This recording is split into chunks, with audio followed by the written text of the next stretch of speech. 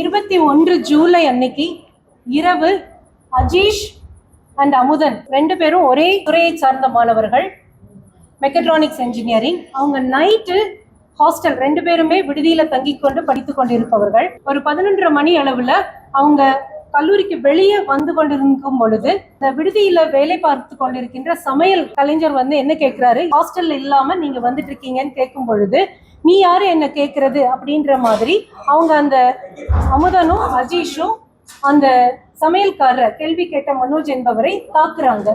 தாக்கும் பொழுது தாக்கிட்டு அவங்க பாட்டுக்கு வந்துடுறாங்க. இப்ப காலையில என்னன்னா, அந்த மனோஜுக்கு அந்த ரொம்ப காயங்கள் ஏற்பட்டதுனால அவரை அட்மிட் பண்ணி ஹாஸ்பிட்டல்ல நம்ம ட்ரீட்மெண்ட் எடுத்திருக்கோம்.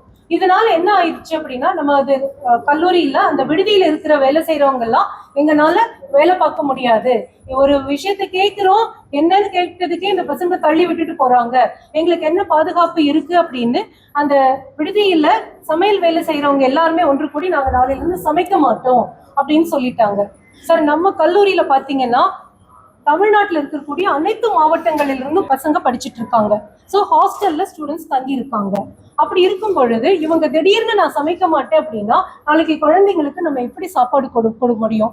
அதனால நம்ம என்ன பண்ணிருக்கோம் அப்படின்னா, இவங்க டிசிப்ளின் கமிட்டி முன்னாடி இந்த 2 ஸ்டூடெண்ட்ஸும் பிரசன்ட் ஆகுறாங்க. Discipline committee doctor Magudeswaran dean இருக்காரு, டாக்டர் அனந்தமூர்த்தி ஸ்டூடெண்ட் டீன் இருக்காங்க, எங்களுடைய பிஆர்ஓ டாக்டர் ரவிக்குமார், அதே மாதிரி ஏவோன்னு இருக்காரு.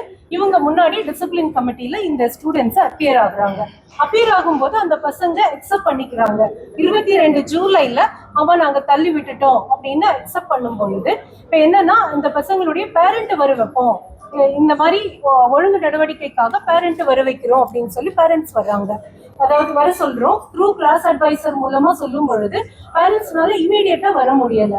ஸோ 23ஆம் தேதி அஜீஷனுடைய அப்பா அம்மா 2 பேருமே டீன்ஸை பாக்குறாங்க.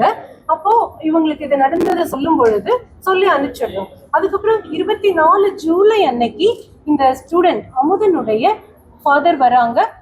பேசும் பொழுது அவரும் அக்செப்ட் பண்ணிக்கிறாரு, ரொம்ப வருத்தம், இவர் இந்த மாதிரி தாக்கியிருக்க கூடாது அப்படின்னு சொல்லும் பொழுது, சரி இதுக்கு ஒரு நடவடிக்கை எடுத்தாதான் நாங்க சமைக்க போவோம் அப்படின்றத இவங்க திரும்ப திரும்ப சொல்றதுனால டிசிப்ளின் கமிட்டி அவங்க கிட்ட இருந்து என்கொயரி பண்ணின ரிப்போர்ட்டை கொடுக்குறாங்க.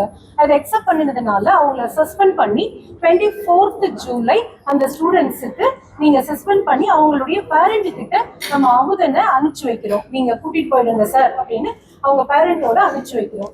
இதை அனுப்பிச்சு வச்ச பிறகு 31ஆம் தேதி ஜூலை நாங்க இங்க பாக்குறோம், நாங்க கிளாஸ் அட்டென்ட் பண்ணணும் அப்படிங்கிறதுக்காக வரணும்னு சொல்லி திரும்பவும் கேட்கறாங்க.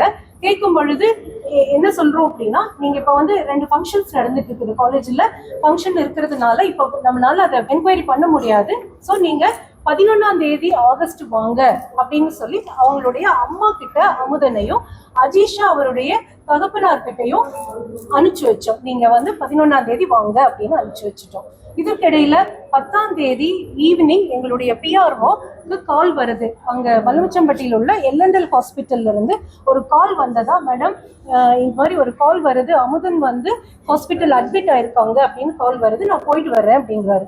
அவர் போறாரு. அவர் போகும் பொழுது அந்த ஹாஸ்பிட்டல் போகும்போது காவல்துறையும் அந்த ஹாஸ்பிட்டலுக்கு வராங்க. போய் சிறிது நேரங்கள்ல எங்களுக்கு தகவல் என்ன சொல்றாருன்னா, அமுதன் இறந்துட்டாரு மேடம் அப்படின்ற தகவல் வருது. இதுதான் சார் எங்களுக்கு தெரியும். அந்த பெற்றோர்கள் நாங்க பார்க்கிற போது, சார் இப்படி ஒரு சம்பவம் ஒருவேளை ஹாஸ்டல்ல இருந்திருந்தானே நடந்திருக்காது அப்படிங்கிற ஒரு வருத்தத்தை எங்களுக்கு தெரிவிச்சாங்க. அது உண்மை. அப்ப நாங்க சொன்னோம், நாங்க ஹாஸ்டல்ல இருந்து வீட்டுக்கு கூட்டிட்டு போகணும், பையனை உங்க கையில தான் நாங்கள் ஒப்படைச்சோம், இங்க வேண்டாம், இங்க இருக்கிற சூழ்நிலைகளுக்கு இங்க வேண்டாம், நீங்க வீட்டுக்கு கூட்டிட்டு போயிருங்க, கல்வி பாதிக்கப்படாமல் இருப்பதற்கான அனைத்து ஏற்பாடுகளும் பண்ணி தருகிறோம்ங்கிற ஒரு ப்ராமிஸை மேனேஜிங் ட்ரஸ்டியே கொடுத்து அவங்களை அனுப்பிச்சு வச்சாங்க.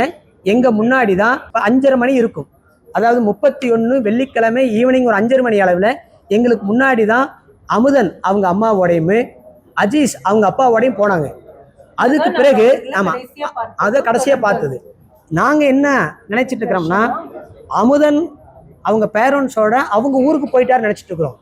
இந்த செய்தி எங்களுக்கு 10ஆம் தேதி 4:30 மணிக்கு பிஆர்ஓ சொன்ன போதுதான் இந்த அமுதனை இங்க விட்டுட்டு போயிட்டாங்களேன்னு எங்களுக்கு தெரியுது. 10ஆம் தேதி ஈவினிங் அந்த மரணம் அடைந்ததற்கு பிறகு மற்ற டீட்டெயில்ஸ் எல்லாம் எங்களுக்கு தெளிவா தெரியாது. அது போலீஸ் துறைக்கு தான் தெரியும். ஏன்னா போலீஸ் தான் அதை எடுத்துட்டாங்க.